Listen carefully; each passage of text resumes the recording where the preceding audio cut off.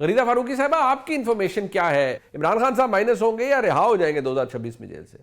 2026 में इमरान खान रिहा तो नहीं हो सकते।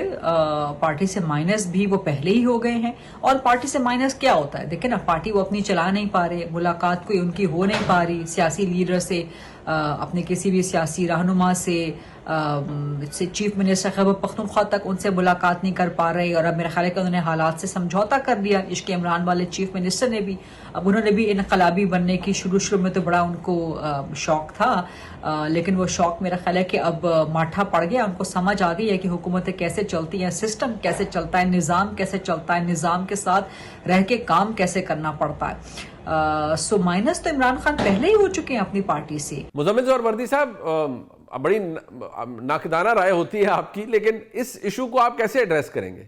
ना 2026 में इमरान खान रिहा होंगे, ना 2026 में वो अपनी पार्टी से माइनस होंगे। ये अमल भी 2027 में, 2029 के इलेक्शन से पहले देखा जाएगा। अभी it's too early to say about it. Imran Khan ने भी अभी बहुत से फैसले करने हैं। मुझे नहीं लगता कि इमरान खान 2026 में रिहा होंगे।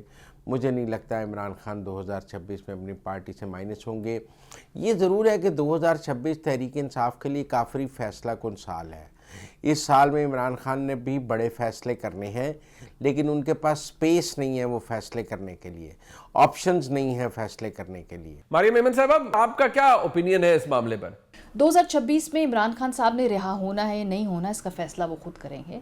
माजी में उनके पास रिहा होने की बहुत सारी ऑप्शंस थी, जिसमें जो सबसे आसान तरीका होता है, जो इससे पहले दीगर सियासी जमातों ने भी उसको कबूल किया कि भाई आप 2-3 साल के लिए खामोशी से बैठकर इस निज़ाम को चलने दें, वो ऑप्शन इमरान खान साहब के पास थी। उन्होंने उसको एक्सरसाइज नहीं किया।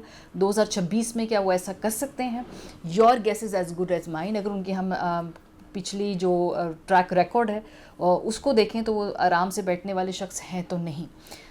लेकिन पाकिस्तान के हालात बड़ी क्लोजली जुड़े हुए हैं पूरी तमाम जो दुनिया के अंदर जो ग्लोबल मामलात हैं ना उसके साथ। तो जब भी बाहर अगर कोई ऊंच नीच हो या कोई तब्दीली आए तो फिर पाकिस्तान भी उसमें बराह रास्त अफेक्ट हो सकता है। और इमरान खान साहब का जेल में होना या ना होना भी उससे अफेक्ट हो सकता है। सो 2026 के लिए कोई बड़ी बड़ी प्रोडिक्शंस अब नहीं करेंगे, क्योंकि पाकिस्तान की सियासत में तो अगले 3 महीने की प्रोडिक्शन आप नहीं कर सकते।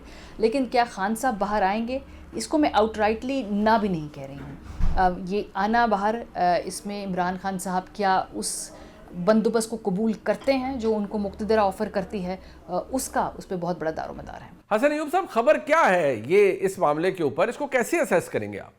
इस वक्त 3 ग्रुप्स हैं विद इन पीटीआई जो इमरान खान को रिप्लेस करना चाहते हैं। 2 बहुत एक्टिव हैं और 1 खामोश है।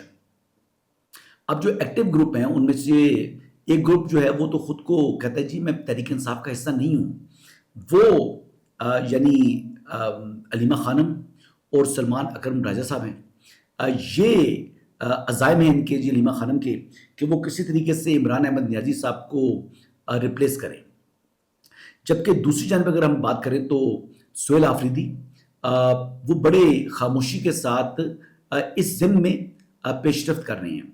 अगर आप उनका देखिए कि दौरा लाहौर है, आगे वो जो दौरा कराची उन्होंने स्केड्यूल किया हुआ है 9 जनवरी के लिए, तो ये दोनों जो ग्रुप है वो देखें तो वो बज़ाहिर इस कोशिश में कि किसी तरीके से जनाब हम इस इमरान खान की रिप्लेसमेंट बन जाए। हुकूमत के दावे हैं, मैं आप सबसे ये पूछ रहा हूं कि हुकूमत का दावा है कि हमने मईशत बेहतर कर दी, बल्कि नाकदीन जबकि ये कहते हैं कि नहीं जी काम इतना ठीक नहीं हुआ और एक्चुअल डिलीवरी आनी चाहिए, लोग अभी तक खुश नहीं है इस हुकूमत से। तो क्या समझते हैं आप कि ये हुकूमत का मौक़िफ़ दुरुस्त है या नाकदीन दुरुस्त कह रहे हैं? देखिए, मईशत की अगर आप बेहतरी की बात करते हैं तो आप देखते हैं ग्रोथ रेट आपका कितना है, इन्वेस्टमेंट कितनी आ रही है, आम लोगों को नौकरियां कितनी मिल रही हैं, क्या आम लोगों की ज़िंदगियां बेहतर हुई हैं। तो जब आप मईशत के कुछ इंपॉर्टेंट अशारियों का जिक्र करें या बहुत ज़्यादा टेक्निकल चीज़ों का जिक्र करें तो आम बंदा उसको नहीं समझता। हो सकता है किसी टेक्निकल चीज़ में कोई बेहतरी आई हो, लेकिन आम बंदा तो यही देख रहा है कि उनकी तनख्वाहें कम हो रही हैं, इन्वेस्टमेंट नहीं आ रही। ये वो हुकूमत है जिसने पाकिस्तान की तारीख में सबसे ज़्यादा वादे किए कि वो वाला मुल्क भी पाकिस्तान में इन्वेस्ट कर रहा है, वो वाला मुल्क भी पाकिस्तान में इन्वेस्ट कर रहा है, अरबों डॉलर आ रहे हैं, लेकिन अनफॉर्चुनेटली उस तरह इन्वेस्टमेंट नहीं आई। FDI जो है फॉरेन डायरेक्ट इन्वेस्टमेंट, वो भी बताया गया कि 50 साल की कम तरीन सतह पे है। तो मईशत के बेहतरी के दावे तो बहुत ज़्यादा किए गए, लेकिन ग्राउंड रियलिटी इससे डिफरेंट है। कोई भी एक ऐसा सेक्टर नहीं है पाकिस्तान में इस वक्त जो ये कह सके कि जी वहाँ पे बहुत ज़्यादा बूम चल रहा है। मंसूर अली खान साहब, आपका क्या ओपिनियन है इस मामले पर? देखिए, मेरे ख्याल में ये थोड़ी सी ना अप्स एंड डाउन्स हैं। मैं ये नहीं कहता कि जनाब मईशत जो है वो टोटली ट्रैक के ऊपर आ गई, और मैं ये भी नहीं कहता कि जनाब बिल्कुल डिरेल हो गई है। मतलब मिसाल के तौर पे you have to give this कि आज से 2-2.5 साल पहले जिस तरह डिफ़ॉल्ट की बातें हो रही थी, डिफ़ॉल्ट होने लगा है, डिफ़ॉल्ट हो जाएगा, मुल्क बैंकक्रप्ट होने लगा है, आपकी LCs नहीं खुल सकेंगी, बैंक्स आपकी गारंटीज़ नहीं देंगे, इंपोर्ट्स जो हैं वो आपकी सफ़र करेंगी, डॉलर जो है वो आप देखिएगा 400 पे चला जाएगा, 500 पे चला जाएगा। इस किस्म की बातें आज से 2-2.5 साल पहले हो रही थी, वो नहीं हुआ। डॉलर के बारे में, मतलब यही डॉलर जो है वो हमने ओपन मार्केट के अंदर 330-340 रुपए के ऊपर ट्रेड होता हुआ देखा है, लेकिन उसके बाद इसके अंदर ये ड्रॉप आया और तकरीबन कोई 40-50 रुपए का अब तक जो है वो ड्रॉप है, और वहीं पे आके खड़ा हुआ है डॉलर। मतलब 278 से लेकर 283 के ब्रैकेट के अंदर इस वक्त घूम रहा है। स्टॉक मार्केट आपकी तकरीबन अब 2.25 लाख पॉइंट्स जो है वो क्रॉस कर चुकी है। ये तो वो गुड इफेक्ट्स हैं। PIA की प्राइवेटाइजेशन जो है, जो पिछले 10 साल से पेंडिंग थी, वो आपने कर ली, वो हो गई है। जाहिर बात है क्वेश्चन उसके ऊपर है, फॉर और अगेंस्ट की उस पर डिबेट चल रही है, लेकिन वरिंग साइंस यहाँ पे है वो आपका बढ़ता हुआ सर्कुलर डेट है। वो वैसे का वैसे भी आपको तंग कर रहा है, वो पिछली हुकूमतों में भी कर रहा था, अब भी कर रहा है, बलून होता जा रहा है, बढ़ता जा रहा है, वो आपको तंग कर रहा है। इसके अलावा मतलब फॉरेन डायरेक्ट इन्वेस्टमेंट्स के मामला जो है, बहुत से जो है वो आप लोगों ने जाके मुख्तलिफ किस्म के मुआहदे वगैरह जो है वो साइन किए। ये बताया गया जनाब इतने $बिलियन की इन्वेस्टमेंट्स पाकिस्तान के अंदर जो है वो आने लगी। That is not happening up till now. Donald Trump ने ये कहा कि जनाब तेल के कुओं के ज़खायर जो है वो हमें मिल चुके हैं, और आप देखिएगा अब हम बहुत बड़ी इन्वेस्टमेंट्स करने जा रहे हैं। Where are those oil reserves? नहीं है, फिलहाल कहीं नज़र नहीं आ रहे। सो कुछ जगहों के ऊपर अच्छाइयाँ हैं, कुछ जगहों के ऊपर बुराइयाँ हैं। सो ओवरऑल एक मिक्स बैग है मईशत के हवाले से।